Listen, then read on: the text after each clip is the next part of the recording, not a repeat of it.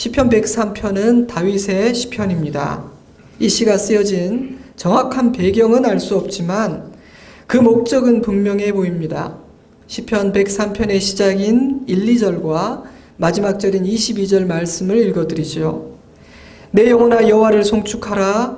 내 속에 있는 것들아 다 그의 거룩한 이름을 송축하라.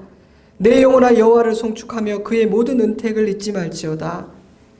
여호와의 지으심을 받고 그가 다스리는 모든 곳에 있는 너희여 여호와를 송축하라. 내 영혼아 여호와를 송축하라. 다윗은 하나님께서 자신에게 또한 모든 당신의 백성들에게 베푸신 인자하심과 긍휼하심을 찬양하기 위해 이 시를 지었고 이스라엘의 모든 백성들이 그 은혜를 함께 노래하기를 원했던 것입니다. 2절은 그의 모든 은택을 잊지 말라고 말하고 있는데요.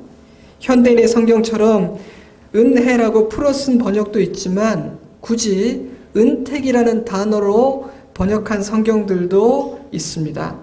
그 이유는 한글 성경이 은혜라고 번역한 대부분의 경우 헨이라는 히브리어가 사용되었거나 때로는 헤세드라는 단어가 사용되었는데 이 2절에는 다른 히브리어가 사용되었기 때문인 것 같습니다.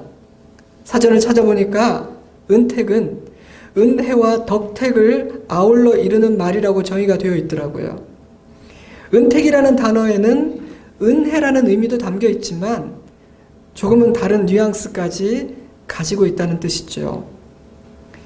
2절에서 은택이라고 번역된 히브리어 계물이라는 단어는 대우, 보답, 혜택 이런 뜻을 가지고 있습니다.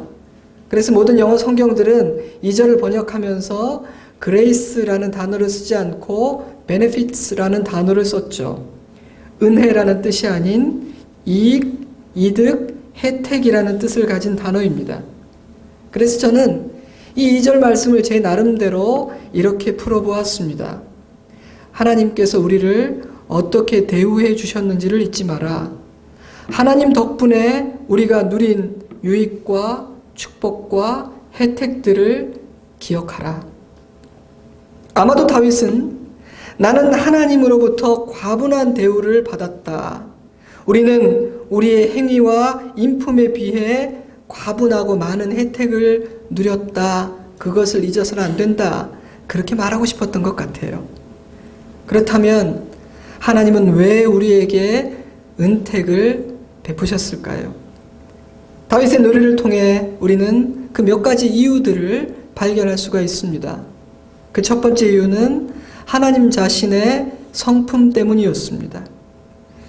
하나님께서 우리를 인자하심으로 대해주시는 이유는 우리가 그럴 만한 가치나 자격을 갖춘 존재라거나 하나님 앞에서 그럴 만한 행동을 했기 때문이 아니라 그저 하나님이 인자하신 분이시기 때문이라는 것이죠.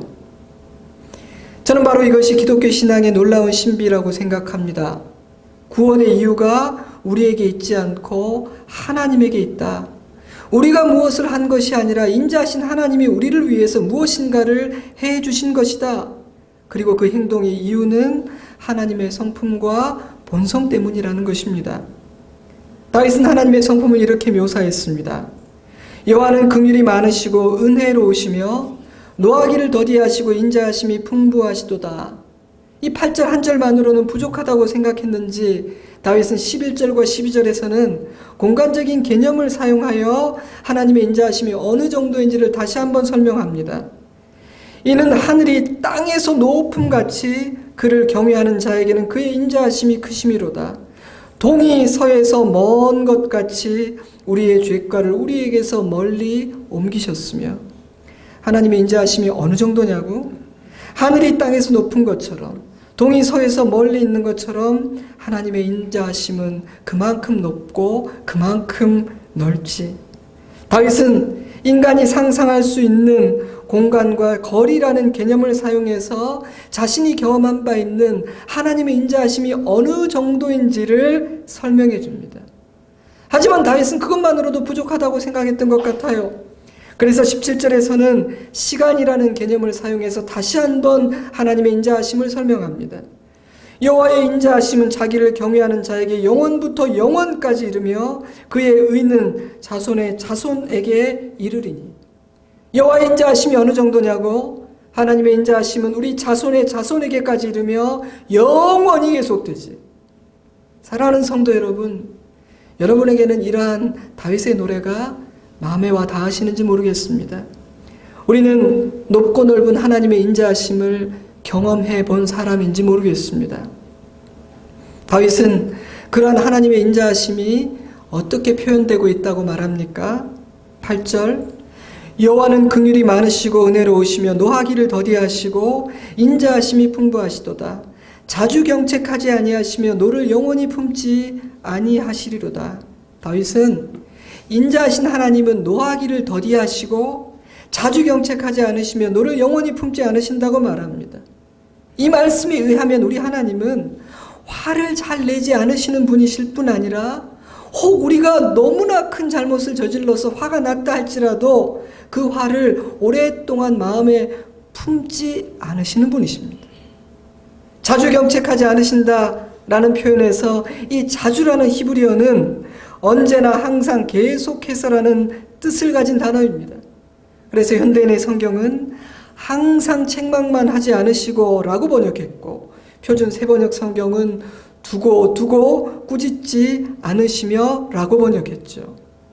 다윗이 경험한 하나님은 불만스럽고 화난 얼굴로 다윗을 지켜보시는 분이 아니라 인자와 사랑으로 다윗을 안아주시는 하나님이었던 것입니다. 여러분이 알고 있는 하나님도 그런 하나님인지 모르겠습니다. 오늘 이 자리에서 여러분이 예배하는 하나님도 그런 분이신지 모르겠습니다. 저는 하나님이 이런 분이시라는 것을 너무나 잘 알고 있는 사람입니다. 왜냐하면 만약 하나님이 그런 분이 아니시라면 저는 정말 많이 혼났을 것이고 어쩌면 진작에 부숴버렸을지도 모른다는 것을 알고 있기 때문이죠. 하나님이 그런 하나님이 아니셨다면 어쩌면 오래전에 저를 버리시거나 저라는 사람을 포기하셨을지도 모른다고 생각하기 때문입니다. 그러나 하나님은 기다려주셨고 품어주셨고 후하게 대해주셨습니다. 그러한 하나님의 인자하심이 저를 지켜주었고 포기하지 않게 해주었고 성장할 수 있는 자양분이 되었습니다. 그래서 저에게 이 말씀은 진심으로 아멘 하게 되는 그런 말씀입니다. 사랑하는 성도 여러분, 여러분이 떠올리는 하나님은 어떤 분이신가요? 여러분의 하나님은 어떤 이미지를 가지고 계신가요? 회초리를 들고 혼을 내는 무서운 분이신가요? 까다롭고 빡빡한 분이신가요? 티끌 하나를 찾아내어 지적하시는 분이신가요? 오늘 말씀에 의하면 그렇지는 않은 것 같습니다. 다윗은 자신의 경험에 의하면 하나님은 실수하는지 죄 짓지는 않는지 불신의 눈으로 우리를 살펴보시다가 우리가 실수하면 거봐 내가 그럴 줄 알았어 하시며 기다렸다는 듯이 회초리를 꺼내 드시는 그런 분이 아니라고 말하십니다. 인자하신 하나님은 노하기를 더디하시고 자주 책망하지 않으시며 노를 영원히 품지 않으십니다. 10절 말씀을 볼까요? 우리의 죄를 따라 우리를 처벌하지는 아니하시며 우리의 죄악을 따라 우리에게 그대로 갚지는 아니하셨으니 이는 하늘이 땅에서 높음같이 그를 경외하는 자에게 그의 인자하심이 크심이로다. 다윗은 하나님의 인자하심이 너무나 크기 때문에 우리의 죄악을 따라 처벌하지 않으시고 우리의 죄악을 따라 그대로 갚지도 않으셨다고 노래합니다. 이러한 하나님의 결정과 행동이 참으로 놀라운 이유는 하나님은 우리의 모든 죄를 그 누구보다도 잘 알고 계실 뿐 아니라 더러움과 악을 참지 못하고 견디지 못하시는 거룩하신 하나님이시기 때문입니다. 미천하고 깨끗하지 못한 인간조차 죄악과 더러움을 발견하면 참지를 못합니다. 판단합니다. 정죄합니다. 분노합니다. 심판하려고 합니다. 그렇다면 하나님은 어떠실까요? 거룩하신 하나님의 눈에는 모든 것이 드러나고 모든 것이 보입니다. 하나님 앞에서 감출 수 있는 악이란 존재하지 않습니다. 그러므로 그 누구보다도 하나님이 죄에 대해서 진노하시고 그에 대해 합당한 벌을 내리시는 것이 마땅하지 않을까요? 그런데 왜 그런 일이 일어나지 않았습니까? 하나님의 인자하심이 그것을 막고 있기 때문입니다.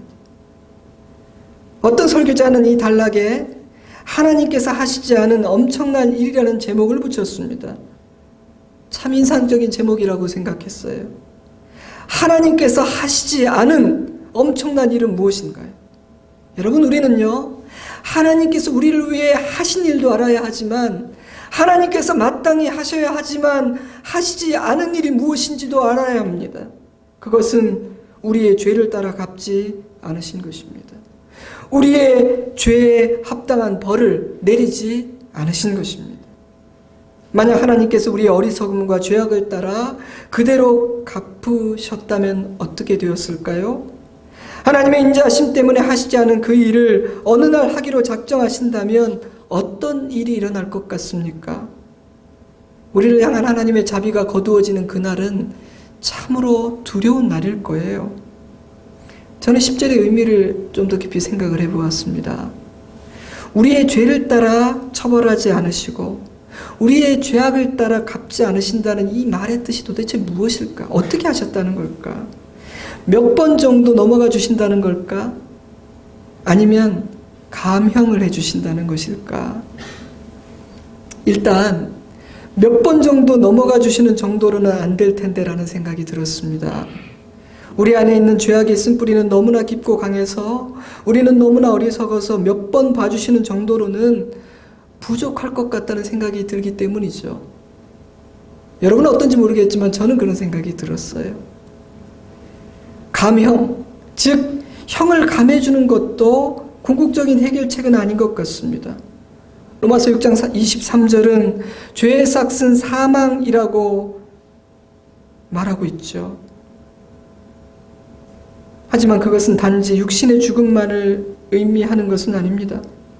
히브리서 9장 27절은 한 번 죽는 것은 모든 사람에게 정해진 것이며 그 후에는 하나님의 심판이 있을 것이라고 선언하고 있거든요.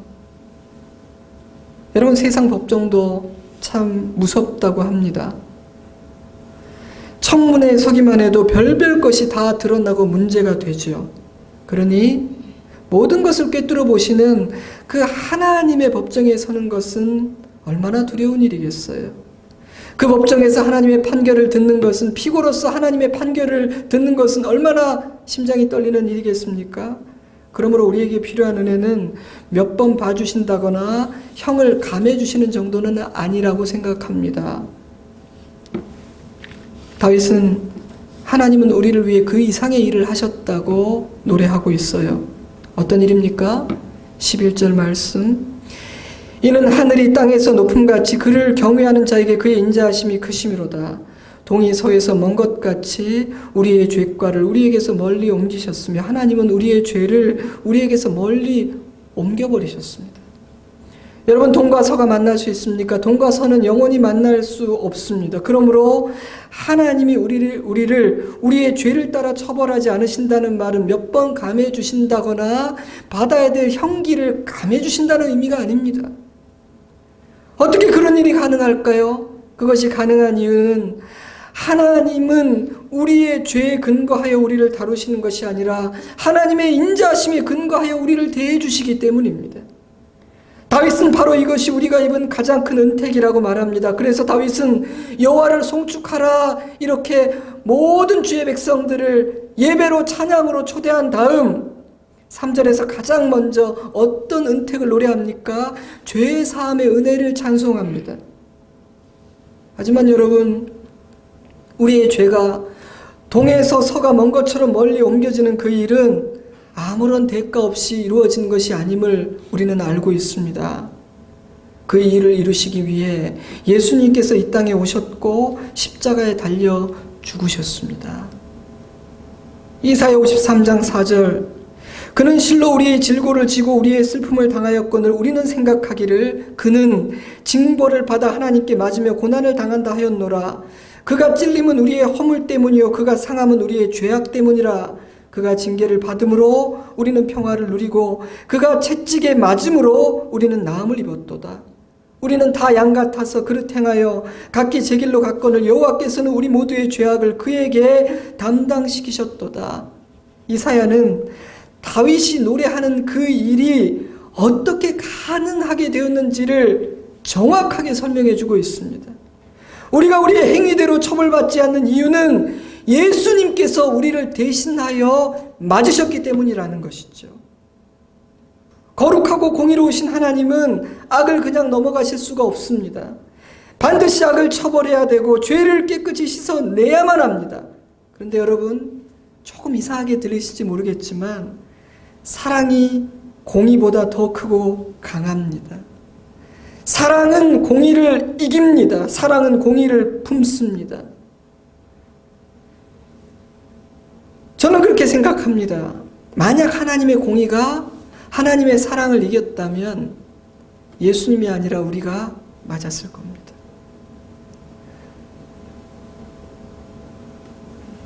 그러나 하나님의 공의는 자기를 희생하시는 예수 그리스도의 사랑으로 온전히 성취되고 완성되었습니다. 그래서 이제 하나님은 예수 그리스도의 십자가의 근거에서 우리를 보십니다. 십자가를 통해서 우리를 보시는 것이죠. 사랑하는 성도 여러분, 하나님께서 우리를 인자하심으로 대하시는 이유는 하나님의 성품 때문입니다. 하나님이 인자하신 하나님이시기 때문입니다. 하나님의 사랑이 십자가를 통해 우리를 구원해냈기 때문입니다. 저와 여러분이 그 은혜 안에 살고 있음을 절대로 잊지 마십시오. 그 은혜를 감사하십시오. 그 은혜를 누리십시오. 그 은혜를 찬양하십시오. 그 은혜로 사람을 대하십시오. 그리고 죄를 미워하십시오. 왜냐하면 우리의 죄가 예수님을 죽게 했으니까요. 죄는 언제나 우리를 파괴하고 내가 사랑하는 사람들을 다치게 하니까요. 하나님은 왜 우리에게 은택을 베푸시는가? 그 두 번째 이유는 하나님은 우리의 아버지시기 때문입니다. 첫 번째 이유가 하나님 자신의 성품 때문이었다면 두 번째 이유는 하나님과 우리와의 관계 때문입니다. 아버지가 자식을 긍휼히 여김같이 여호와께서는 자기를 경외하는 자를 긍휼히 여기시나니, 성경이 하나님과 우리의 관계를 아버지와 자식의 관계로 비유하기를 즐겨하시는 이유는 우리가 이 세상에서 경험할 수 있는 모든 관계들 중에 하나님과 우리 사이를 가장 설명해 줄 수 있는 관계가 부모 자식 관계이기 때문입니다. 그래서 바울은 이렇게 설명했죠. 갈라디아서 4장 6절, 너희가 아들이므로 하나님이 그 아들의 영을 우리 마음 가운데 보내사 아빠 아버지라 부르게 하셨느니라. 그러므로 내가 이후로는 종이 아니요 아들이니, 아들이면 하나님으로 말미암아 유업을 받을 자니라. 우리는 종이 아니라 자녀이기에 하나님을 아버지라 부를 수 있게 되었다는 것입니다. 여러분 하나님을 아버지라고 부르는 것이 얼마나 감사합니까? 하나님이 나의 아버지 되시면 얼마나 든든한가요? 저에게는 너무나 든든하고 의미가 있습니다. 하나님과 우리가 이런 관계라는 사실은 하나님께서 우리를 바라보시는 관점과 우리를 대하시는 기준과 방법이 어떠한지를 말해주고 있기도 합니다. 종은요, 실적과 행동으로 주인의 평가를 받습니다. 그러나 자녀는 부모에게 그런 것으로 평가받지 않습니다. 만약 여러분이 자녀를 그런 기준으로 종을 평가하듯이 평가하고 있다면 여러분은 자녀를 자녀로 대하고 있지 않는 것입니다. 자녀는 자녀에게 사랑을 받는 것이지 무엇인가를 잘했기 때문에 사랑받는 것이 아닙니다. 사랑하는 성도 여러분, 여러분은 하나님 앞에서 여러분을 자식으로 생각하고 있는 것 같습니까? 하나님이 진짜 여러분의 아버지, 여러분의 아빠이십니까? 제 딸이 이렇게 설교할 때 자기가 인용되는 걸 너무나 싫어합니다. 오늘은 연합예배가 아니라 없으니까 제가 또 얘기를 하나 살짝 할게요. 제가 자주 말씀드리지만 제 딸은 저에게 상당히 당당합니다. 너무나 당당합니다. 제가 아버지이고 자신은 아버지의 사랑을 받는 딸인 줄을 잘 알고 있기 때문이죠. 우리 사이에 출생의 비밀도 없다는 걸 너무나 잘 알고 있죠. 아빠가 자기를 너무나 사랑하기 때문에 절대로 자기를 버리지 않을 거라는 확신이 있을 뿐 아니라 때로는 아빠가 화가 불같이 났다 할지라도 조금만 잘하면 아빠의 화라는 것은 금방 풀린다는 것을 너무나 잘 알고 있습니다. 저는 적어도 그 부분에 있어서만큼은 저희 딸이 상당히 지혜롭고 건강하다라는 생각을 갖고 있어요. 저는요, 저희 딸이 아빠에 대해서 그렇게 생각하는 것이 참 좋습니다.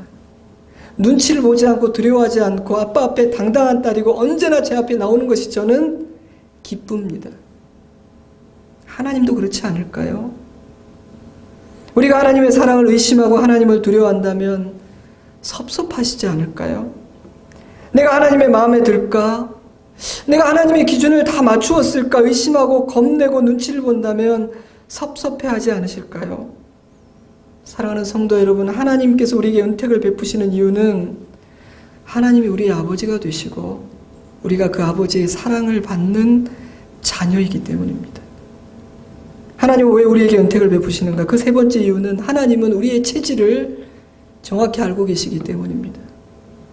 아버지가 자식을 긍휼히 여김같이 여호와께서 자기를 경외하는 자를 긍휼히 여기시나니 이는 그가 우리의 체질을 아시며 우리가 단지 먼지뿐임을 기억하심이로다. 하나님은 우리가 먼지와 같이 연약하고 덧없는 존재인 것을 아시기 때문에 인자와 사랑으로 대하신다는 것입니다. 우리의 강함이나 우리의 아주 괜찮은 모습 때문이 아니라 우리가 연약하기 때문에 더 큰 인자와 사랑으로 대하신다니, 이런 하나님이 우리의 아버지 되심이 얼마나 감사한 일입니까? 얼마나 든든한가요? 저는 이 세상에 존재하는 여러 가지 악한 짓 중에 가장 저질적인 악 중에 하나는 힘이 없고 약한 자를 괴롭히는 것이라고 생각합니다. 그래서 저는요, 왕따, 막 집단 따돌림, 이런 것 정말 큰 악 중에 악이라고 생각해요.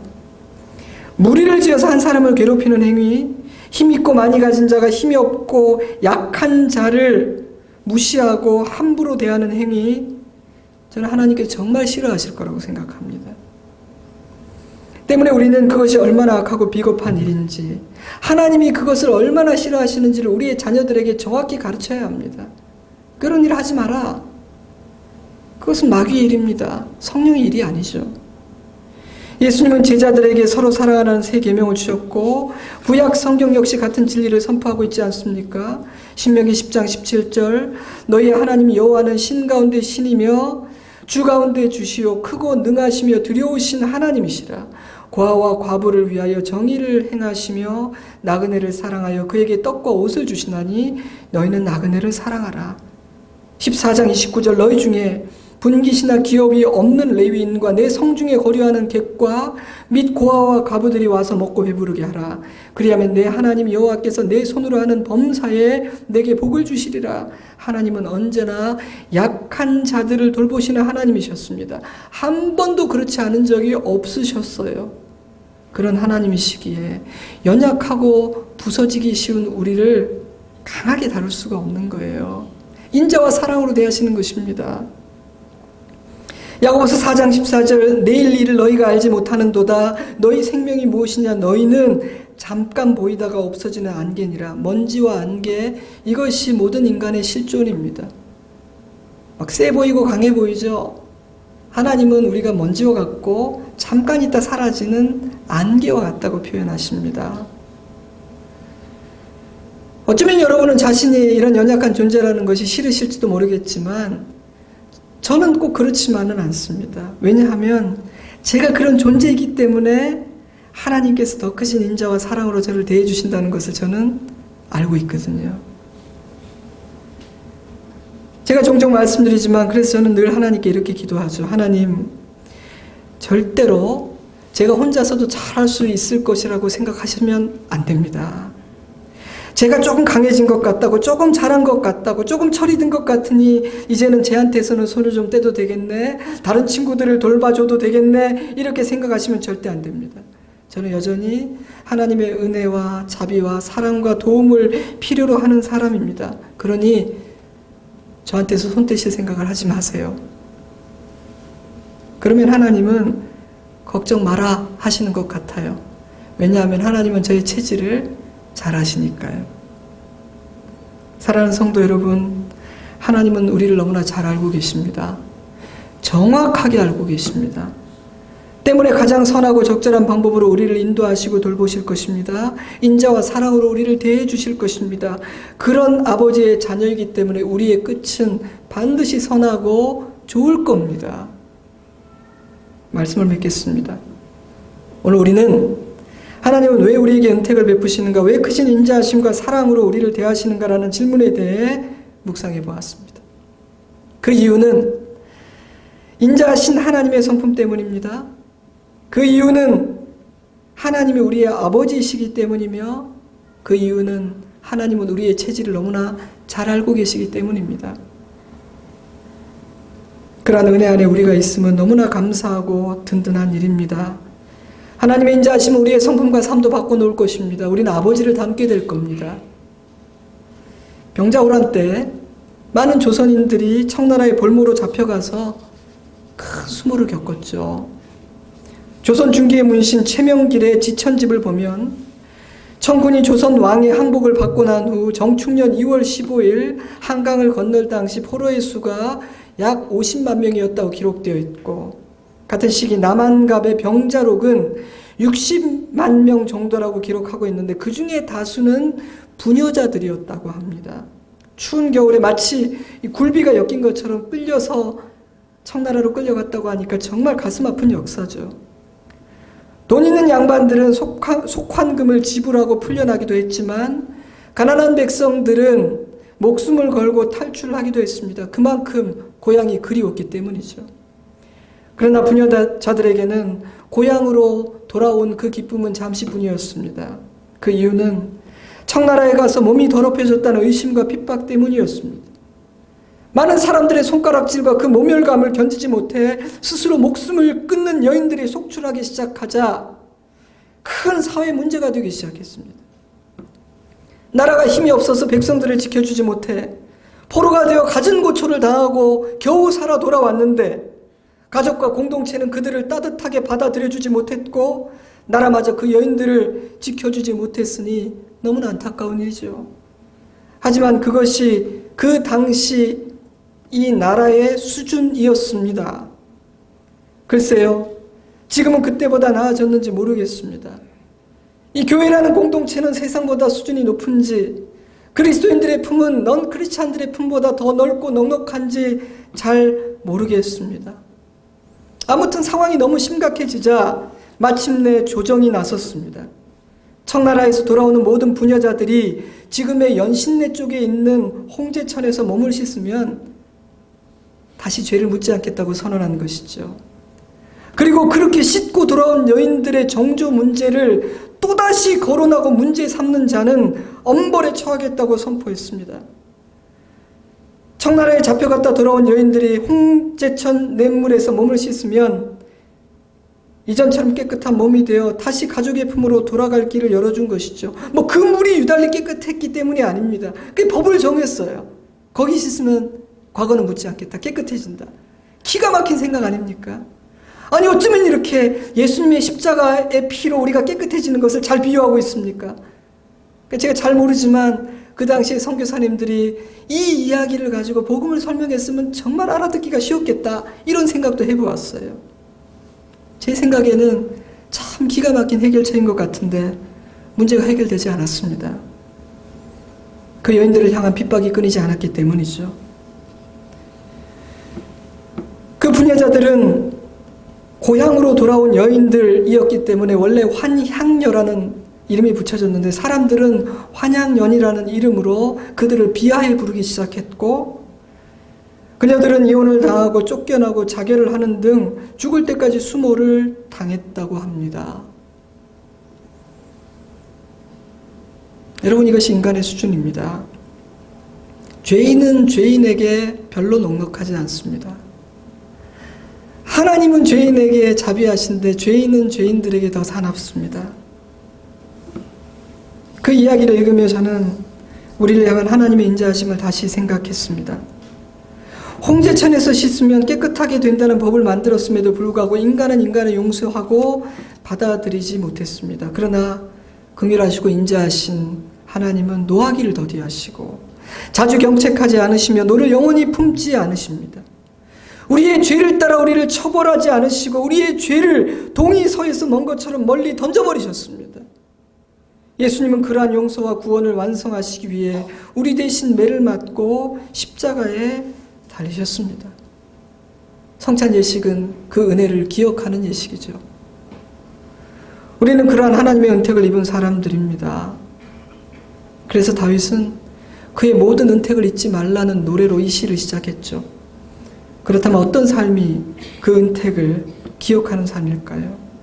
저는 하나님의 인자하심을 기억하고 감사하고 찬양하는 삶이라고 생각합니다. 여러분, 우리는 무엇을 기억하고 있습니까? 우리가 기억하는 그것은 우리로 하여금 감사하게 하고 찬양하게 만드는 기억입니까? 어떤 기억이 우리를 지배하고 우리를 움직이고 있습니까? 또한 저는 아버지께서 우리를 인자하심과 사랑으로 대해주셨듯이 우리도 형제를 인자와 사랑으로 대하는 삶이라고 생각합니다. 다른 사람을 사랑으로 품을 수 있는 사람, 그 행위는 내가 하나님의 은혜를 입은 자라는 것을 증거하는 가장 확실한 증거라고 생각합니다. 또한 인자하신 아버지 안에서 자녀로 살아가는 삶을 누리기에 평안하고 행복한 삶이라고 생각합니다. 여러분, 우리는 아버지 안에서 평안합니까? 때로 부족함을 느끼고 아쉬움도 있고 어려움도 당하지만 그래도 내가 이러한 아버지 안에 있기 때문에 자족하고 감사하고 평안합니까? 우리 얼굴이, 우리의 말이 우리 안에 있는 아버지의 은혜를 드러내고 보여주고 있습니까? 사랑하는 성도 여러분, 우리의 삶이 하나님의 은택을 기억하는 삶이기를 바랍니다. 그 은혜 안에 있기 때문에 여호와의 모든 은택을 입은 자이기 때문에 어떤 상황에서도 평안할 수 있고 감사할 수 있고 웃을 수 있기를 바랍니다. 사람들이 우리를 대할 때마다 우리가 여호와의 인자심 안에서 사는 사람이라는 것을 느낄 수 있으면 좋겠습니다. 느낄 수 있을 것 같으세요? 우리를 보며 여호와의 인자가 느껴질 것 같습니까? 그럴 수 있기를 바랍니다.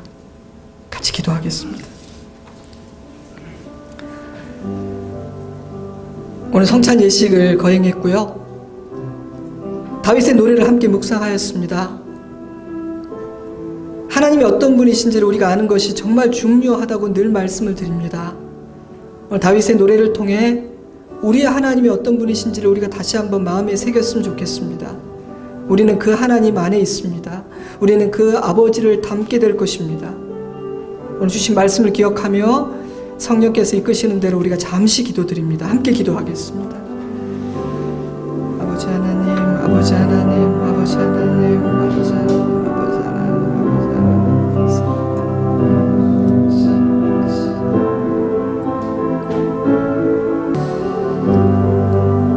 사랑과 은혜가 풍성하신 좋으신 우리 아버지 하나님, 우리를 향해 베푸신 모든 은택을 기억하며 감사를 드립니다. 우리의 상황은 바뀌고 세상적으로 어려움 당하거나 어떤 것을 잃어버리고 누리지 못할 때도 있지만 아버지의 인자하심과 긍휼하심은 우리의 일평생 떠나지 않을 것이니 우리도 일평생 감사하고 당당하고 노래하고 평안한 자로 살 수 있음을 믿음으로 고백합니다. 우리를 대하는 자마다 우리가 아버지의 인자하심 안에서 사는 자임을 느끼게 하시고 우리에게서 그 여호와의 은혜가 흘러나가게 하여 주시옵소서. 주신 은혜 감사합니다. 모든 은택을 찬양합니다. 예수님 이름으로 기도드리옵나이다. 아멘. 우리 다 같이 자리에 일어나시고 하나님의 크신 사랑을 찬양하면서 예배를 마치겠습니다.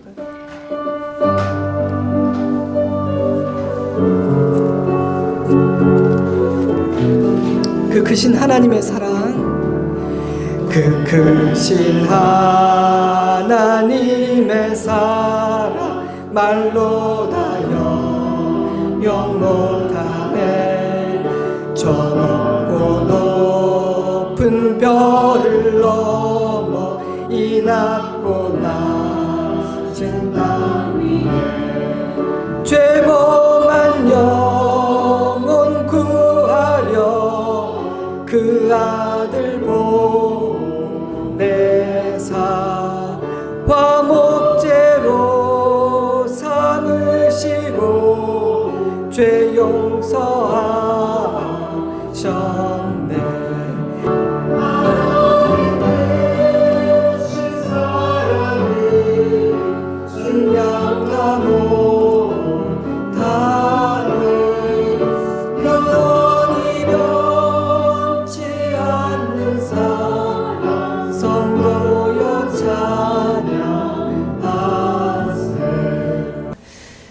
지금은 우리 위해 십자가 지신 예수님의 크신 은혜와 한없이 인자하시고 긍휼이 풍성하신 아버지 하나님의 크고 넓은 사랑하심과 성령 하나님의 은혜와 능력의 역사하심이